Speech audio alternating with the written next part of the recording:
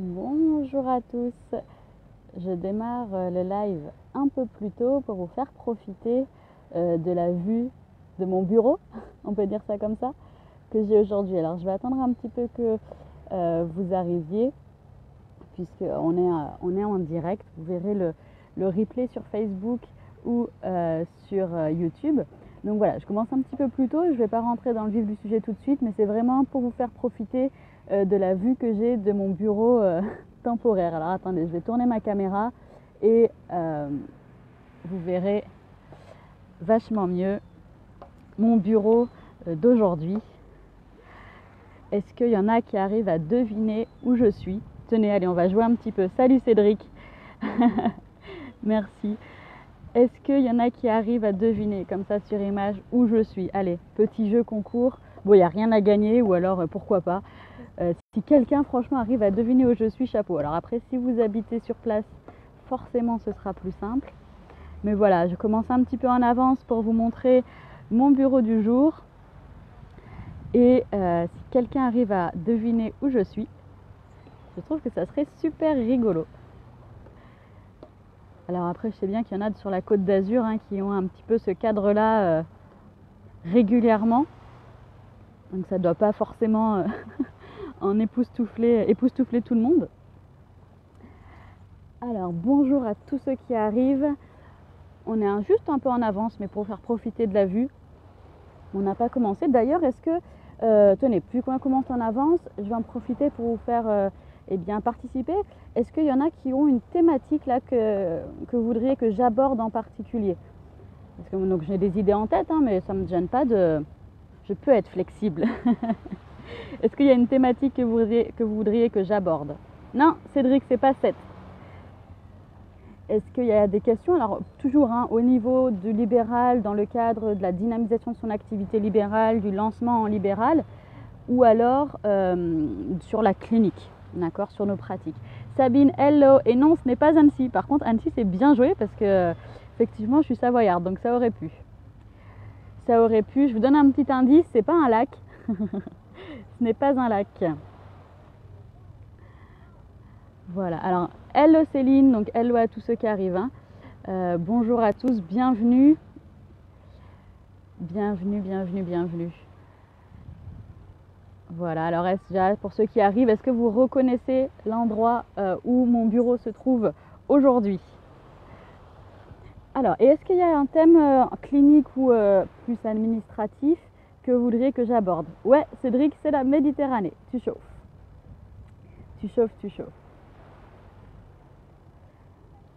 J'ai vu plusieurs posts sur les différents groupes Facebook là, cette semaine concernant l'activité. Attendez, je vais retourner la caméra. Tac, je vous laisse le fond de la mer en fond d'écran.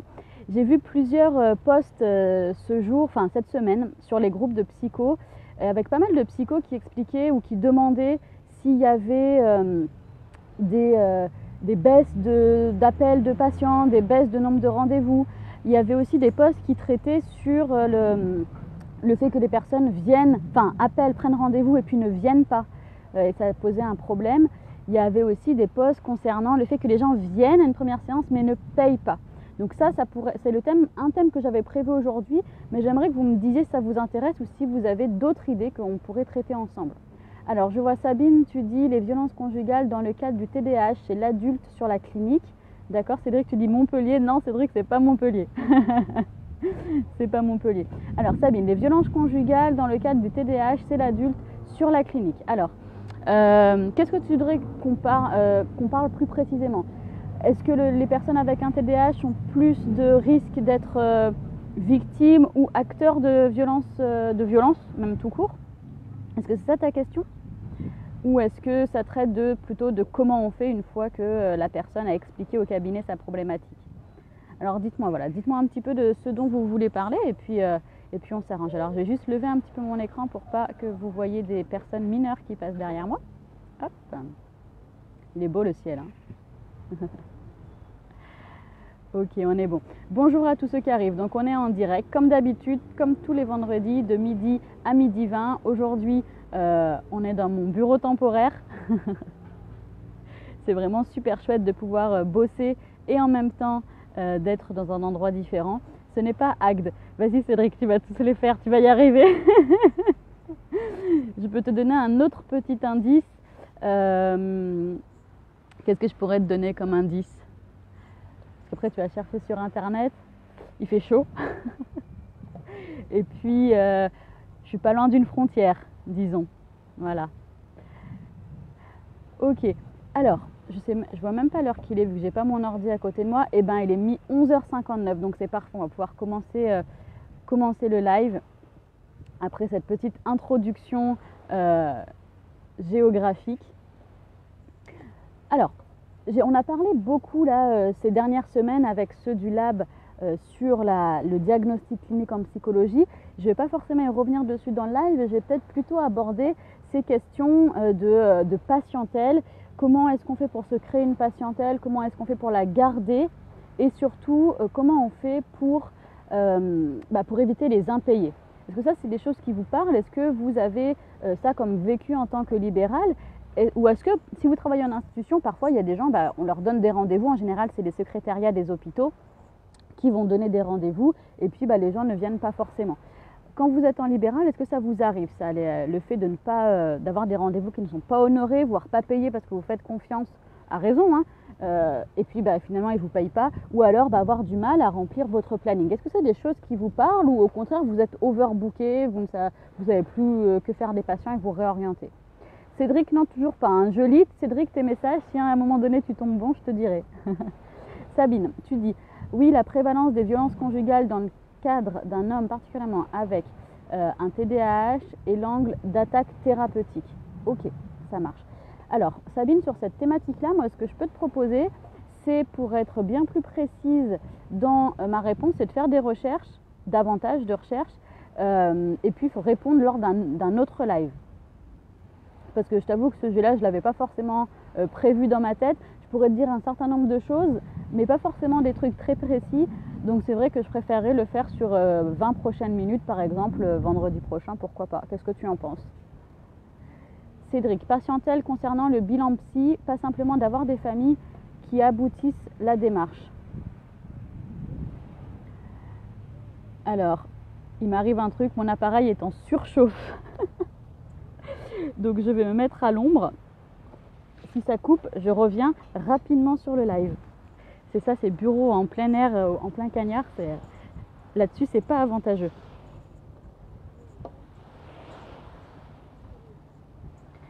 Alors, est-ce que normalement j'ai toujours la 4G? Là, je suis à l'ombre. J'espère que ça va être mieux pour mon téléphone. Alors, donc, pas simple d'avoir des familles qui aboutissent la démarche. Cédric, est-ce que ça veut dire que tu reçois des familles et puis finalement elles ne font pas le bilan avec toi? C'est ça que tu veux dire? Nicole, tu dis psychologue d'éducation nationale pour l'instant, mais aimerait faire du libéral très prochainement. Alors, intéressée par le sujet. Ça marche, Nicole, on va parler de ça aujourd'hui. On va parler de ça. Ouais, Cédric, tu peux me préciser? Ah, Cédric, tu chauffes Nice ou Monaco? Eh bien, j'ai envie de dire entre les deux. Entre les deux, mais là, t'es vraiment très très chaud. Donc, psychologue, donc, ouais, intéressé par le sujet. Il y a vraiment cette idée de comment se lancer en libéral.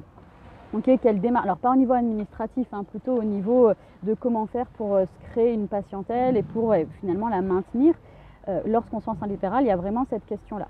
Après, il y a aussi la question de quand on est déjà en libéral et que on cherche à augmenter sa patientèle et on cherche aussi à éviter par exemple les impayés qu'on peut avoir. Il y a vraiment des techniques, des stratégies très très très simples pour éviter d'avoir des impayés et aussi des stratégies vraiment très simples pour qu'une personne qui prend rendez-vous, qui a besoin initialement d'un bilan, et bien finalement que vous augmentiez le pourcentage de chances qu'elle fasse le bilan avec vous. Pour ça, il y a des stratégies très très simples. Mais est-ce que vous les connaissez ces stratégies ou est-ce que vous avez peut-être une idée de ce que ça pourrait être comme technique ou stratégie, vous appelez ça comme vous voulez, comme façon de faire en tout cas, pour essayer de, disons, faire une très bonne première impression et de faire en sorte que la personne qui vient vous rencontrer pour un bilan s'engage dans la démarche de bilan avec vous. Comment vous faites? Est-ce que vous avez des idées ou est-ce que vous avez vraiment aucune idée? Cédric, tu dis plus globalement, comment se créer une patientèle autour du bilan psy? Ok, je comprends mieux. Salut Véronique. Et Sabine, t'es d'accord? Ok, ça me va très bien. Je vais vous remontrer la mer. Surtout si vous êtes au bureau. Donc l'idée, comment se faire une patientèle autour du bilan psy? Pour moi, la première chose... Oui Cédric, Beaulieu-sur-Mer. Nickel, parfait, c'est Beaulieu-sur-Mer. T'as tout juste. La première chose quand vous choisissez de vous mettre donc en libéral et orienter votre pratique sur les bilans psychologiques ou neuropsychologiques, peu importe, on est tous psychologues cliniciens, l'idée c'est vraiment d'être spécifique, c'est-à-dire de savoir qui vous voulez en face de vous comme patient dans votre bureau. C'est vraiment super important. Et ça, alors ne prenez pas peur quand je vais vous le dire, mais ça vous devriez, à mon sens, et là je parle que de mon avis personnel, à mon sens, savoir bien avant de faire les démarches pour vous mettre en libéral, pour faire le SIRET, pour trouver un loyer, etc. Bien avant, vous devriez savoir qui vous voulez voir en face de vous quasiment au quotidien dans votre bureau. C'est très très important. Moi j'appelle ça le patient idéal ou l'avatar patient. Voilà, c'est le terme un petit peu que j'ai trouvé. Il n'y a rien de technique ou de définitif, mais c'est ça. Je pense qu'il faut vraiment que vous puissiez savoir qui est-ce que vous voulez dans votre cabinet. Et pour ça, il faut apprendre à vous connaître vous, faire le point sur vos compétences et sur ce que vous aimez. Parce qu'en libéral, je pense que si vous partez sur quelque chose où ça n'est pas un truc qui vous branche, qui vous excite, des pathologies ou des troubles ou des particularités qui sont qui ne vous sont pas très intéressantes pour vous, vous n'allez pas faire long feu en libéral parce que vous allez vous lasser, vous allez vous ennuyer, ça ne va pas vous faire plaisir. Et vu que vous êtes à votre compte, vous allez vous forcer parce que sinon vous n'avez pas des sous qui rentrent. Et donc du coup, c'est vraiment très très important de savoir avec qui vous voulez passer votre temps de travail. C'est un des avantages du libéral.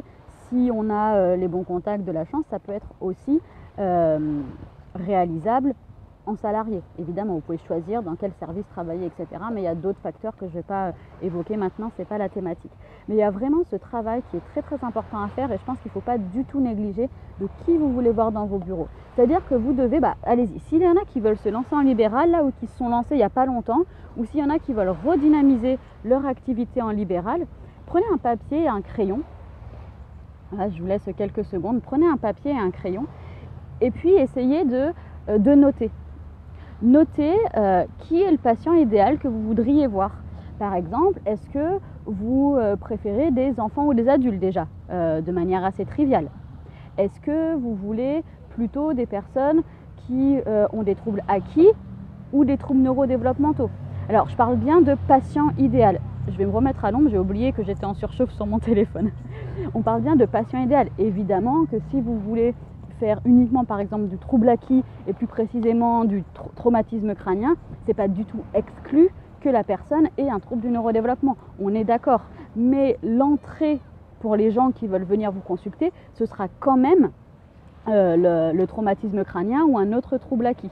D'accord ? De la même manière, si vous choisissez de bosser avec des personnes qui, l'entrée, c'est trouble du neurodéveloppement, eh bien, peut-être que parfois, vous aurez des personnes, par exemple adultes, avec une suspicion de trouble neurodégénératif. C'est possible.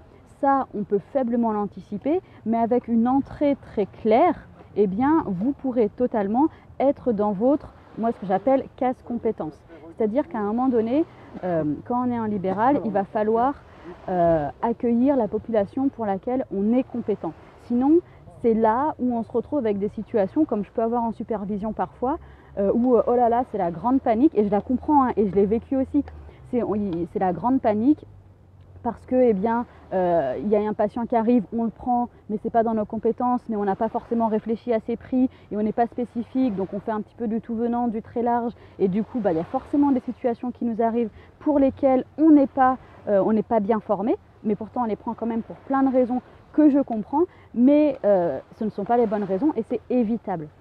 Donc, il y a vraiment cette idée-là, prenez votre feuille et faites-vous un dessin ou listez le patient idéal. Quel âge il a ou quelle tranche d'âge il a, de quel trouble en suspicion vous devriez avoir sur l'entretien initial, sur la prise de rendez-vous. D'accord ? faites-le ça. Et puis ensuite, demandez-vous est-ce que vous voulez faire par exemple de la prise en charge, ou alors si vous êtes plus prise en charge, partez de la prise en charge et quel type de prise en charge vous voulez faire. Est-ce que vous voulez faire de la guidance parentale? Est-ce que vous voulez faire, je sais pas moi, de l'accompagnement des mamans qui sont enceintes, voilà, de l'accompagnement psychologique, ou de l'accompagnement pour les mamans qui font une dépression postpartum? Voilà, je sais pas. C'est à vous de choisir, mais c'est vraiment l'idée de vous créer votre case, votre bloc compétences pour ensuite savoir qui vous voulez, éviter d'en sortir, d'accord? Parce que quand vous en sortez, forcément vous sortez de votre zone de confort, et je pense que si vous le faites trop souvent, c'est là où la porte va s'ouvrir à différentes problématiques à la fois administratives, juridiques et de compétences. Donc une fois qu'on est dans son bloc compétences, on y reste parce qu'il va falloir continuer à se former sur ce bloc compétences. C'est très important de penser qu'il n'y a pas uniquement le service que vous offrez aux patients, mais il y a aussi la partie où il va y avoir de l'administratif, où il va y avoir la formation que vous devez absolument suivre, d'accord, parce que la formation est très très importante. Vous ne pouvez pas, à mon sens, exercer sans vous former régulièrement, même si votre bloc compétences est très restreint. D'accord. Donc pour vous donner un exemple, mon bloc compétences il se situe sur les adultes, troubles du spectre de l'autisme en premier, TDAH et Tourette en deuxième. Et bien pour ces 3 troubles, je me forme chaque année. Alors la formation n'est pas forcément un DU chaque année, mais chaque année je réalise des formations sur ces 3 troubles. Imaginez que vous souhaitiez être spécifique, mais un petit peu spécifique de tout. Imaginez que vous prenez des enfants et des adultes. Moi je serais très intéressée.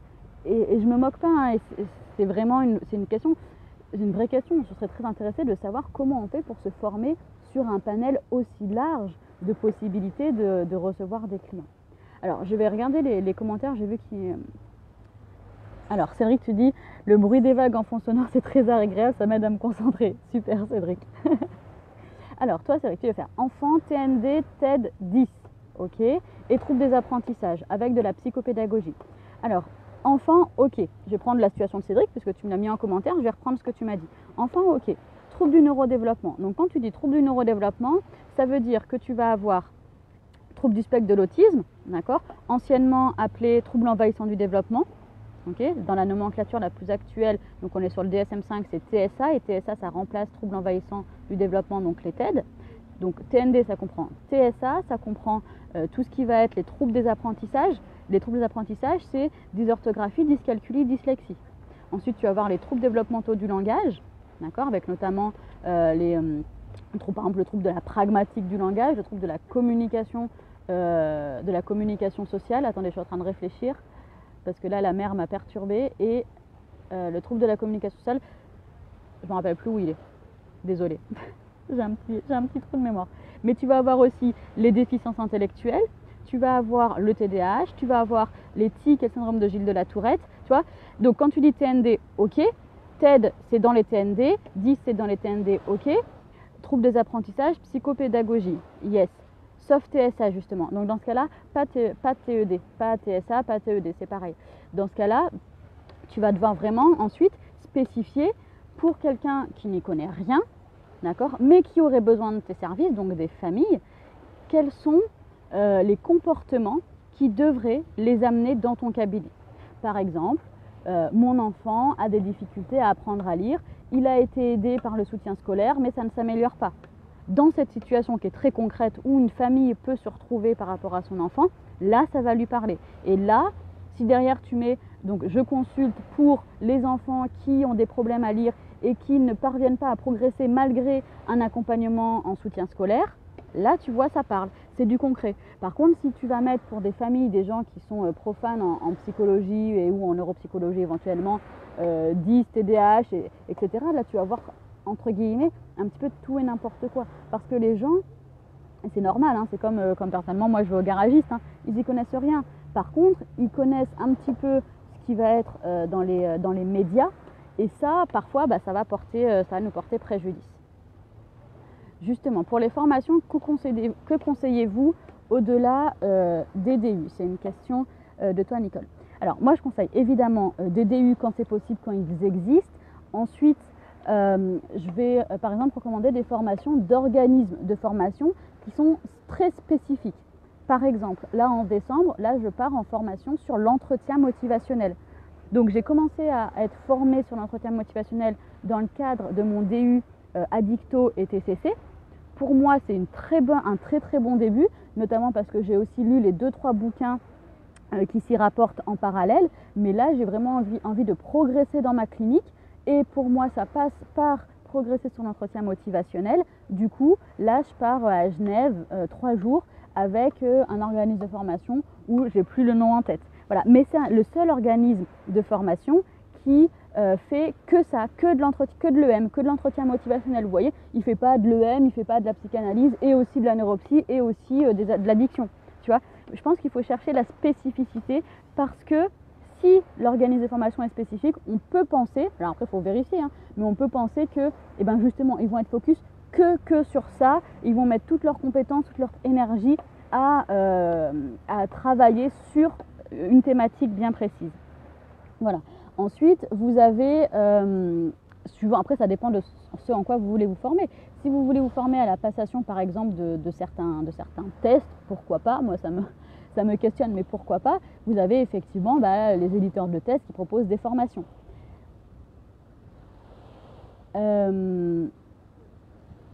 Ça a disjoncté, j'espère que ça a disjoncté c'est toi et que je reste en direct depuis tout à l'heure parce que sinon ça veut dire que je parle dans le vide. Mais est-ce que tu vois ce que je veux dire, Nicole? Il faut vraiment que tu saches, donc après que tu aies fait ton client, ton patient idéal, ton avatar patient, donc tu auras exactement les troubles sur lesquels te former et aussi les compétences transversales. Je pense c'est même pas transversal là ce que je veux dire, c'est qu'une des compétences principales, je pense que le socle, c'est la clinique. C'est la clinique et du coup je pense qu'il faut, en plus de se former sur les quelques pathologies précises que vous voulez traiter ou bilanter, c'est peut-être mieux le terme, il y a aussi ce socle clinique. Actuellement, à ma connaissance, il y a très peu de formations, je parle de la fac ou de tous les autres organismes de formation, même les DU, qui sont vraiment ultra compétents et où vous ressortez avec une clinique du tonnerre de Dieu, quoi. Pour moi, ça n'existe pas.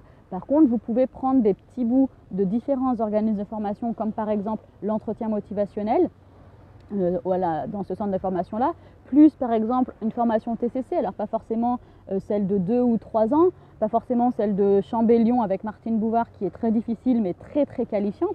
Vous pouvez prendre d'autres types de formations et vous voyez, faire ça, plus ça, plus ça, et au bout d'un moment, eh bien, vous engrangerez de la compétence. Je pense que déjà, en premier, il y a cette action d'aller se former, cette action de s'ouvrir et d'aller chercher un petit peu plus loin que ce qu'on connaît déjà et de voir s'il n'y a pas des choses nouvelles qui existent. Alors, merci Véronique de me rassurer. Merci beaucoup. Ok Cédric, tu allais remettre les ponts. Alors, est-ce que ça vous parle ce que je vous raconte? Là, on arrive sur la fin du webinaire. Je viens de regarder l'heure, j'aurais pu y passer encore 1 heure. Je ne me suis pas rendu compte que ça passait aussi vite. Mais je veux bien répondre à quelques questions là sur les minutes qui restent et puis je vais vous remettre la plage. Hop. Pourquoi le fait de se former sur la passation des tests pose question? En fait, non, ça ne pose pas de question dans le sens où allez-y, faites comme vous voulez, etc. C'est pas ce que je voulais dire. En fait, ça dépend de comment est-ce qu'on va utiliser les tests. D'accord? C'est-à-dire que si on a cette pratique de faire un bilan type, un petit peu toujours le même, là, ça va me gêner. Tu vois, si on fait un WISC ou une VICE en systématique, ça me gêne. Donc oui, il faut se former aux outils, évidemment. Si on sent que l'université, à titre personnel, ne nous a pas apporté assez sur les différents outils qu'on souhaite utiliser, oui, il faut faire des formations complémentaires, évidemment. Par contre, moi, là où ça me pose question, comme on dit, c'est sur l'utilisation qu'on en fait. Vraiment.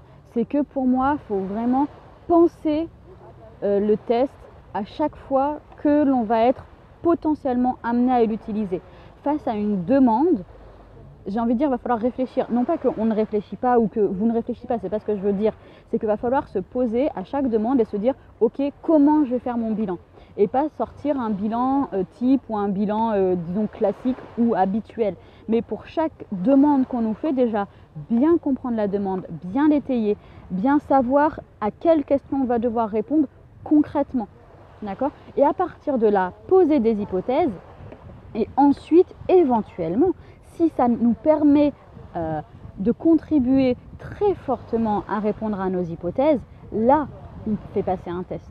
Tu vois, c'est pas dans le fait de se former à un test, c'est dans le fait de comment on va l'utiliser qui moi, va être très très important et où je pense que parfois, dans nos pratiques, on ne réfléchit pas assez l'utilisation et la pratique de nos tests. Et il y a cette tendance à faire les tests et poser des hypothèses après, ou alors faire des tests et se dire ok, qu'est-ce que j'en fais, vous voyez.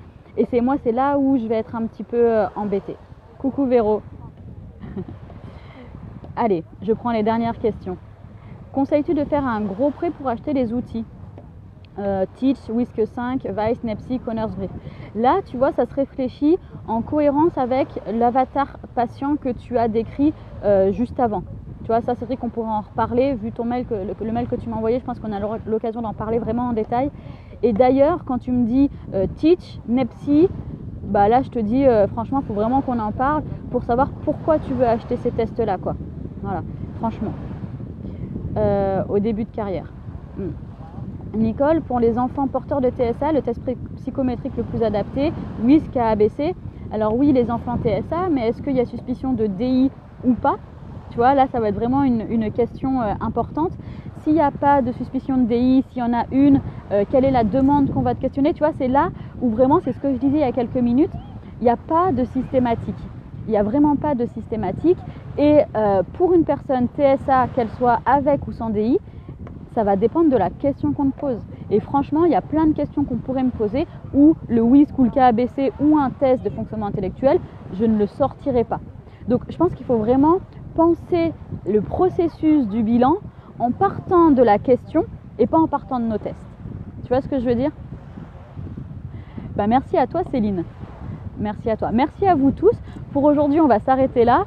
Je ne vais pas vous dire que je vais passer un super week-end, ça serait un petit peu désagréable de ma part. Mais en tout cas, je vous souhaite à vous de passer un très très bon week-end. Profitez de vos amis, de votre famille. On se retrouve lundi pour la fiche de lecture et on se retrouve vendredi prochain pendant 20 minutes pour un live. Je serai dans mon bureau cette fois. Allez, bon week-end à tous.